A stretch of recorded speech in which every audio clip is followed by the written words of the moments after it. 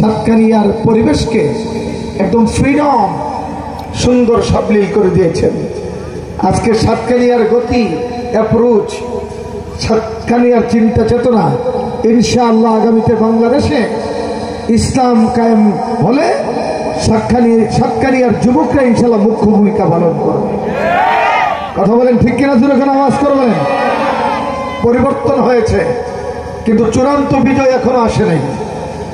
বাংলাদেশে চূড়ান্ত বিজয় সেদিন আসবে যেদিন পার্লামেন্টে কোরআনের শাসন জারি হবে। কথা বলেন ঠিক কিনা? জোরে কান।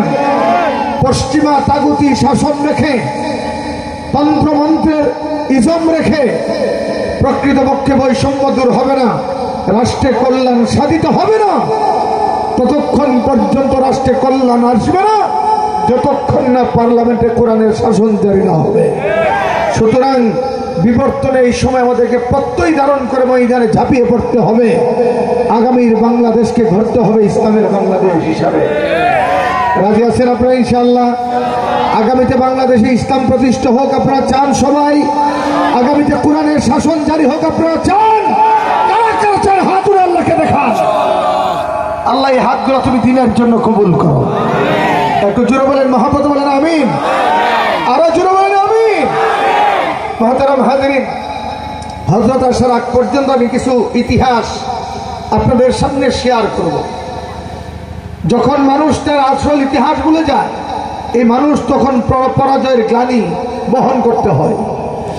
আমরা মুসলমান, আমাদের মূল চেতনা, আমাদের মূল তাহজিব তামাদ্দুন, আমাদের মূল এইম হলো আল্লাহর জমিন, আল্লাহর দ্বীন কায়েম করা। একটু মহব্বতে বলবেন তো, ওই আকাশ কার? আওয়াজটা হয় না, একটু জোরে কর। যারা গেছে তো গেছে, আপনারা আছেন, আপনার আল্লাহর নাম বলতে কোনো অসুবিধা আছে নাকি? বলেন ওই আকাশ কার? সেই জমিনে বসেছি, এই জমিন কার? আপনি কার? আমি কার? সমস্ত জাহান কার? আসমান আল্লাহর, জমিন আল্লাহর, আপনি আল্লাহর, আমি আল্লাহর। আর আইন চলবে ইমানদার, এটা হতে পারে না। কথা বলেন না ঠিক কিনা? জোরে কর।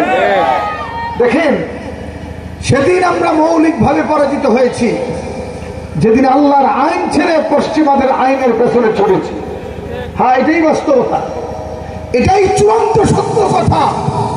আল্লাহর আইন ছাড়া মুসলমান কদম দিতে পারে না। আল্লাহর আইন ছাড়া মুসলমান দ্বিতীয় কোনো চিন্তা করতে পারে না। বলেন বিধানদাতাকে? জোরে কর। বলেন না বিধানদাতাকে? বলেন না। আলা লাহুল খালকু ওয়াল আমর, সৃষ্টি যার, আইন তার। বলেন সৃষ্টি যার, বলেন সৃষ্টি যার, হুকুম তার। বলেন সৃষ্টি যার। হ্যাঁ, আমাদের দেশে বহু মানুষ আছে মুসলমান, হুজুরা যদি নামাজ রোজার ওয়াজ করে তাদেরকে হাদিয়া দেয়, যদি মসজিদ মাদ্রাসার ফাজাইলের উপর আলোচনা করে হাদিয়া দেয়, রমজানের উপর কথা বলে হাদিয়া দেয়, যদি জিকির ফিকিরের উপর কথা বলে হাদিয়া দেয়। যেই মাত্র আল্লাহর বিধানের পক্ষে কথা বলে তখন কিছু নামদারি মুসলমান আলেমদেরকে রাজাকার বলে গালি দেয়। আসেনি? এরকম আসেনি? জোরে কার। বাংলাদেশের অবিসংবাদিত দুইজন আলেমের কথা বলবো আমি আজকে। একজন হচ্ছে মর্দে মুজাহিদ আল্লামা মুফতি ফজলুল হক আমিনী রহমাতুল্লাহ আলাইহি। নাম শুনেছেন আপনারা? শেখ হাসিনা যাকে 21 মাস গৃহবন্দী রেখে ষড়যন্ত্র করে শহীদ করে দিয়েছে। আরেকজন হচ্ছে কোরআনের পাখি আল্লামা দেলোয়ার হোসেন সাইদি। আমার কথা বলেন না ঠিক কিনা? এই দুইজনকে রাষ্ট্রীয় ষড়যন্ত্র করে তাদেরকে শহীদ করা হয়েছে। মুহতারাম হাজরিন, একটু ভালো করে বুঝেন, এই দুইজনকে শেখ হাসিনা টার্গেট কেন করেছে? শেখ হাসিনা টার্গেট করেছে, এই দুইজনের চিন্তা চেতনা ছিল বাংলাদেশের জমিন আল্লাহর দ্বীন কায়েম করা। আপনাদের চট্টগ্রামের ফুয়া গর্বিত সন্তান মর্দে মুজাহিদ আল্লামা জুনায়েদ বাবুলুগি রহমাতুল্লাহ আলাইহি, তাকেও ষড়যন্ত্রের মাধ্যমে হত্যা করা হয়েছে। ওনার চেতনাই ছিল বাতিল বিরোধী, আপোষহীন মনোভাব এবং আল্লাহর জমিন আল্লাহর দ্বীন প্রতিষ্ঠা করা। দেখেন, যে আলেমরা বাংলাদেশের জমিন আল্লাহর দ্বীন প্রতিষ্ঠা করার কথা বলে তাদের বিরুদ্ধে হামলা হয়, মামলা হয়, জেল হয়, জুলুম হয়, হত্যা যজ্ঞ চালানো হয়, অত্যাচারী স্কিম রোলার চালানো হয়। অথচ এই জমিনে আল্লাহর বিধান কায়েম করা, এটাকে আলেমদের আইন না আল্লাহর আইন? এই বিধানটা কি আলেমদের না আল্লাহ? একটু জোরে বলেন, এই বিধানটা কি আলেমদের না আল্লাহ? মনে রাখবেন, নামাজ রোজা যেমন দ্বীনের অবিচ্ছেদ্য অংশ, আল্লাহর জমিনে আল্লাহর দ্বীন কায়েম করা মুমিনের জন্য অবিচ্ছেদ্য অংশ। যারা আল্লাহর জমিনে আল্লাহর আইন প্রতিষ্ঠা করার চেতনা অন্তরে জাগ্রত করবে না, তারা তাহাজ্জুদ নামাজ পড়লে মুমিন হতে পারবে না।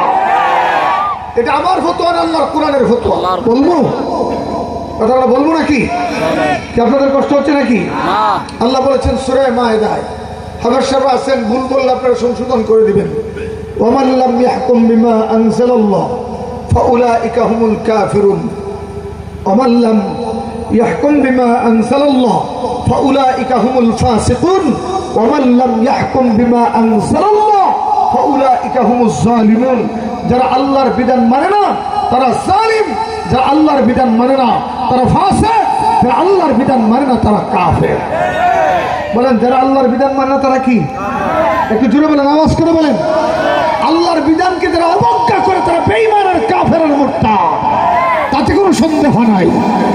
আচ্ছা আপনারা একটু আওয়াজ করে বলবেন, আমার যদি ভুল হয় আমাকে সংশোধন করবেন। আমাদের নবী কি শুধু নামাজ রোজা শিক্ষা দেওয়ার জন্য আসছেন, নাকি আল্লাহর জমিনে আল্লাহর বিধানও কায়েম করার জন্য এসেছেন? বলেন। তখন হিজরত করে যখন নবী মদিনায় গেলেন, মদিনার সনদের মাধ্যমে তিনি একটি রাষ্ট্র কায়েম করলেন।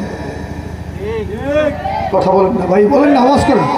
আমাদের নবী মদিনার স্টেট কায়েম করলেন, মদিনার রাষ্ট্র কায়েম করলেন। তিনি দেখাইলেন গোটা দুনিয়া রাষ্ট্রের মডেল হবে মদিনার মতো। তার হাতের গড়া রাষ্ট্রনায়ক ছিল সিদ্দিক আকবর, সৈয়দনা উমর, সৈয়দনা উসমান, সৈয়দনা আলী, সৈয়দনা আমির মুআবিয়া।